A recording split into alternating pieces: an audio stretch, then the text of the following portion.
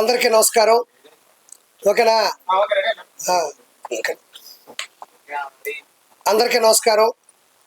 అంటే ఒక నెల రోజుల క్రితం నట్టి అన్న ఆఫీసులోనే ఇక్కడే కూర్చొని నేను అన్న పెట్టడం జరిగింది.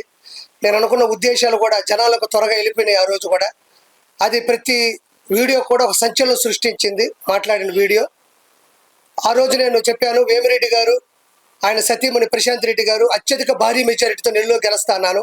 2,50,000 ఆధిక్యంలో వేమిరెడ్డి గారు ఉన్నారు, 50,000 ఆధిక్యంలో ప్రశాంత్ రెడ్డి గారు ఉన్నారు. ఓవరాల్గా 165 సీట్లు టీడీపీ, 175లో 165 సీట్లు ఆల్మోస్ట్ కైవసం చేసుకుంది. ఆధిక్యంలో కూడా ఉన్నాయి కొన్ని. సో ఈ 2-3 అటు ఇటు అయినా కూడా 162 కూడా అవకాశం ఉంది. నేను ఆ రోజు కూడా చెప్పాను, 145 నుంచి 160 సీట్లు టీడీపీ కూటమి కైవసం చేసుకుంటే కొన్ని వందల ఇంటర్వ్యూలో నేను చెప్పుకుంటాను. ఒకసారి మీరు చెక్ చేయండి.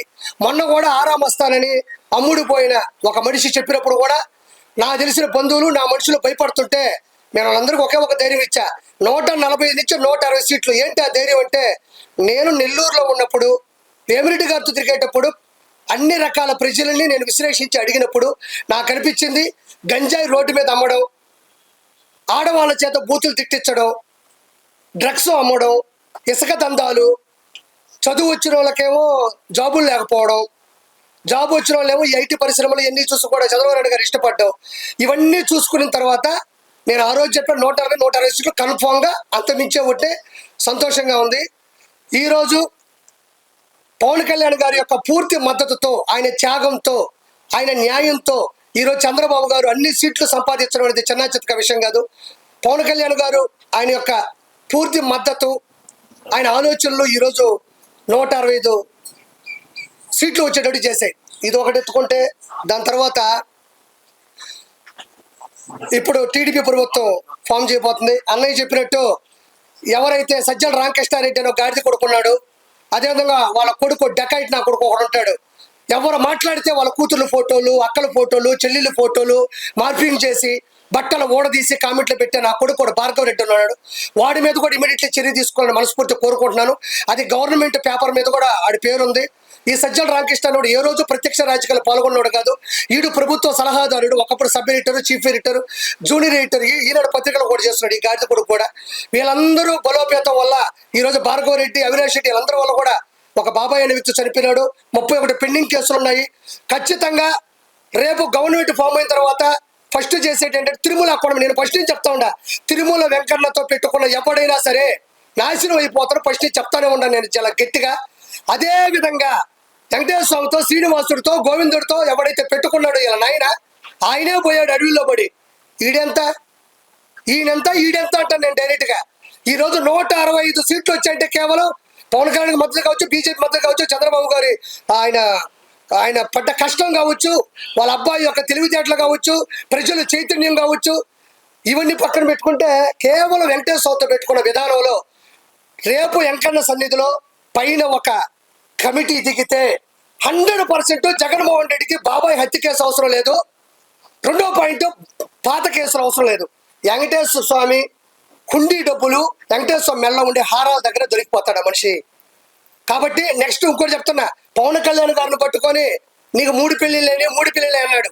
ఇప్పుడు నేను మా జగన్మోహన్ రెడ్డికి మంచి డ్రెస్ వేసి, చీర జాకెట్ వేసి, లంగా ఓణి వేసి, నిండు ముత్తైదుగా చేసి మా పవన్ కళ్యాణ్ గారి శోభనం గదిలో పంపిస్తాను.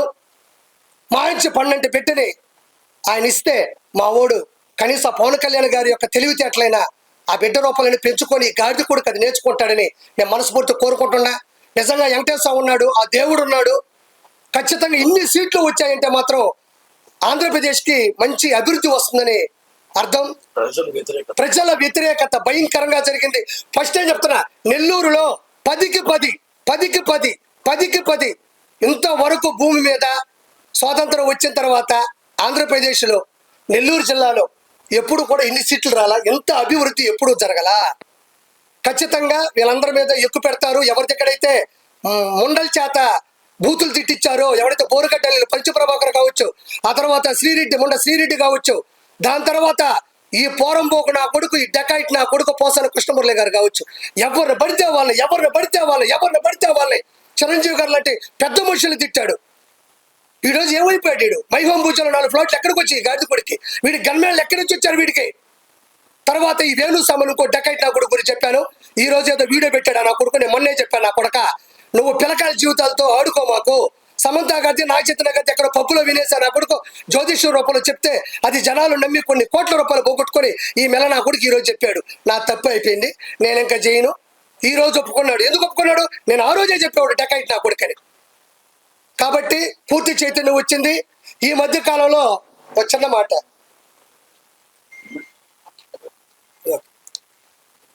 పూర్తి మద్దతుతో ఆ దేవుడి దయ వల్ల నా కుటుంబం మీద, నా వ్యాపారాల మీద, మా ఆవిడికి ఎన్ని బూతు మాటలు వచ్చేటివో, ఎన్ని ప్రైవేట్ నెంబర్లు వచ్చేటివో, ఎన్ని పెడద్రాలకి వచ్చే అర్థాలు వచ్చేటివో మీకు ఎవరికి తెలిసి చెప్పుకోవాలా.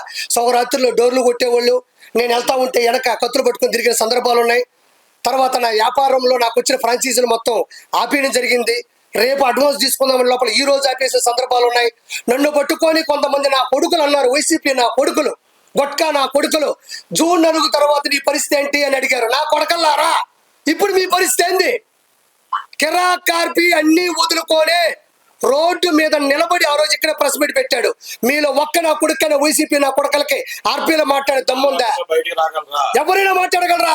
మీకు దమ్ముంటే నా కొడకల్లారా 4వ తారీఖు ఏంటన్నా, 4వ తారీఖు మీ ముందే ఉన్న నా కొడకల్లారా 165 సీట్లు 20 చిల్లర ఎంపీ సీట్లతో కిరా కార్పి ఈ రోజు నిలబడ్డాడు. ఒక కమిడియన్, ఒక చేపల పులుసు పెట్టుకున్న ఒక కిరా కార్పి. మీరు ఎంతమందికి దమ్ముందో నా కొడకల్లారా?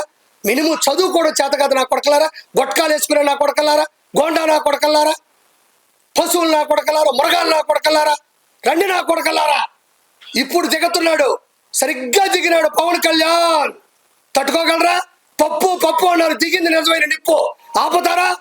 చంద్రబాబు నాయుడు గారు మీ వాడు ఏసీ బస్సులో నా కొడకల్లారా మేమంతా సిద్ధమని పెడితే చంద్రబాబు నాయుడు గారు 78 సంవత్సరాల వయసులో కాంప్యాన్లో 3 గంటలు ఎక్కడ రోజుకు 3 సభలు నడిపిన ఆయన చతురత ఎక్కడ? ఆయన చరిత్ర ఎక్కడ?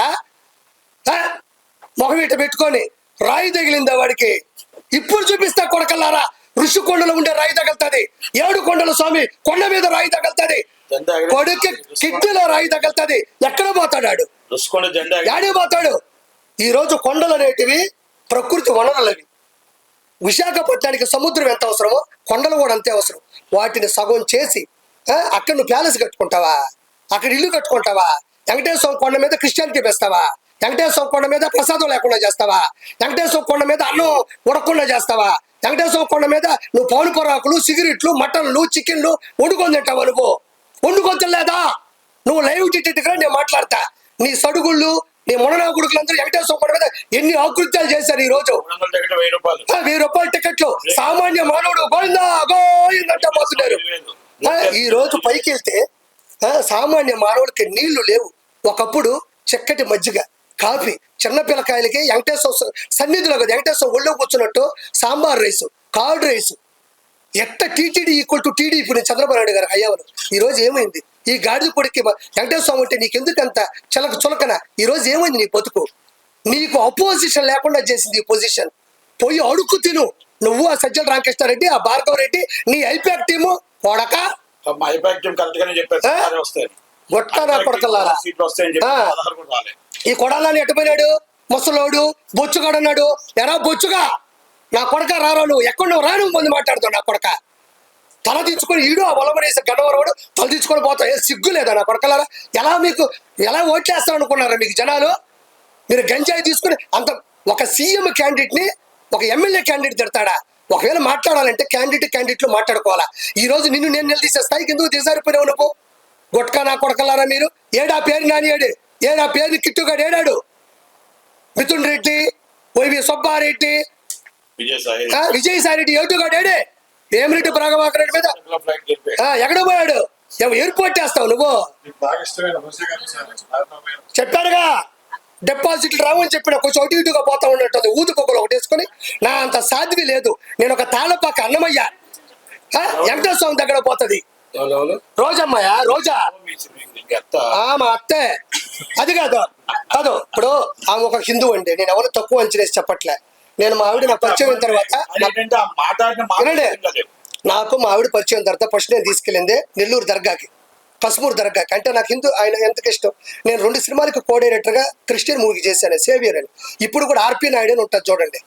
అంటే నేనేదో కమ్మని చెప్పడం కదా, దాంట్లో ఆ పేరు ఉంటుందని చెప్తున్నా. ఆ మనిషి పైకి 30 బండ్లు 40 బండ్లు, ఇవి గన్మ్యాన్లు, ఇవి హోదా, ఇవి టింగు నన్ను చూడు, నా అందం చూడు. ఏమైందమ్మా ఈరోజు? ఏం చూడాలి నీకు? ఎగిరిగిరి పట్టావు, 1000 కోట్లు దంచావు నువ్వు. ఈ రోజు నగిరిలో అట్టర్ ఫ్లాప్ అయ్యావు నువ్వు. ఏం కర్మ నీకు? వెంకటేశ్వర స్వామి దగ్గర జరిగే అవినీతిని ఒక్కరోజు ప్రశ్నించకపోయినావు. జగనన్న అందరూ నిన్ను మెచ్చుకుంటున్నారన్న అన్న గొడ్డలే. ఏం కాదు, 10 మేము ముష్టి వేసాం అనుకోండి, గాడిద కొడకలారా, మీకు 10 ముష్టి వేసాం. ఆ 10తో బతకండి. ఈ రోజు అపోజిషన్ లేదు. ఒకటి మాత్రం చెప్తున్నా, అదే అంతే. నేను ఒకటే ఒక మాట మాట్లాడుతా ఉండా. ఫైనల్ గా చంద్రబాబు నాయుడు గారి హయాంలో పవన్ కళ్యాణ్ గారి పూర్తి మద్దతుతో ఈ రోజు ఈ గాడిద కొడుకు జగన్ ఒకే ఒక మాట చెప్తా ఉండా. నేనేమి శ్రీరెడ్డిలా బరిదిగిచ్చి చేతులు ఇట్టు పెట్టో నేను మాట్లాడలే. మా అమ్మ సాక్షిగా మీరు మొదలు పెట్టారు, నేను కొనసాగిస్తున్నాను అంతే. ఈ రోజు మాట్లాడుతా ఉండా. పవన్ కళ్యాణ్ గారు వైనాట్ 175 అన్నాడు. ఒరే గాడిద కొడక, ఇక్కడ వైనాట్ 21 అయిపోయింది. వైనాట్ 21. నీకు వచ్చిన 10 కన్నా 11 ఎక్కువ వచ్చిన ఆయనకి. నిలబెట్టిన 21ని మీరు తిడుతున్నా, కోట్ల రూపాయలు పోగొట్టుకున్నా, సినిమా లేకపోయినా, ఫినిష్ చేయలేకపోయినా నిలబడ్డ చరిత్ర అది. గాడిద కొడకల్లారా, డస్ట్బిన్ నా కొడకల్లారా. 21 వైనాట్ 21 అని ఆయన ఏ రోజు వల్ల, కానీ 21 వచ్చినాయి ఆడ. నీకు ఎన్ని వచ్చినాయి? 10. నా తెలిసి ఇంకా కొంచెం ముందుకు పోతా ఉంటే ఇంకో 3 పోయేటట్టుండే గాడిద కొడుకు. మొత్తానికి గుర్తుపెట్టుకో, నేను ఇత్తలా తిడుతున్నాను అంటే ఎన్ని అగాత్యాలు వచ్చినాయో.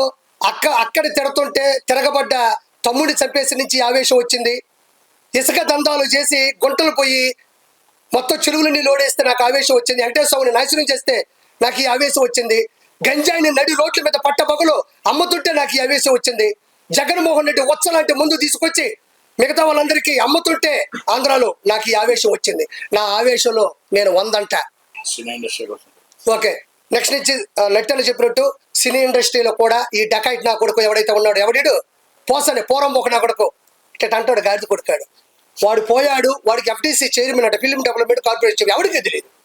వాడు ఏ రోజు ఫిల్మ్ డెవలప్మెంట్ కార్పొరేషన్ అంటే నట్టుకున్నంత నాలెడ్జి, నట్టు కుమార్ అన్నకున్నంత ప్రేరణ, నట్టు కుమార్ అన్నకున్నంత ఆవేదన ఏ రోజు ఆ గాడిద కొడుకు నేను చూడలేదు. నిరుపేద కళాకారులకు ఇల్లు పట్టాలు ఇద్దాం, లేదంటే నిరుపేద కళాకారులకు 24 గంటల భోజనం అనే ఒక పథకం పెడదాం. పాపం ఆర్టిస్టులు కృష్ణానగర్ లో భోజనం పెడతాం. ఈ వదిలేసి చిరంజీవి గారు ఓడిపోయారు, పవన్ కళ్యాణ్ గెలవడు. చిరంజీవి గారు ఒరే బొచ్చున 21 వచ్చిన ఈ గాడిద కొడుకుడు చిలకలూరుపేటలో వీడికి ఏమొచ్చినాయి? వీడికి ఆ రోజుల్లో డిపాజిట్ రాని గాడిద కొడక. ఈ రోజు పవన్ కళ్యాణ్ గారు స్థాయి మీద గాడిద కొడకలారా.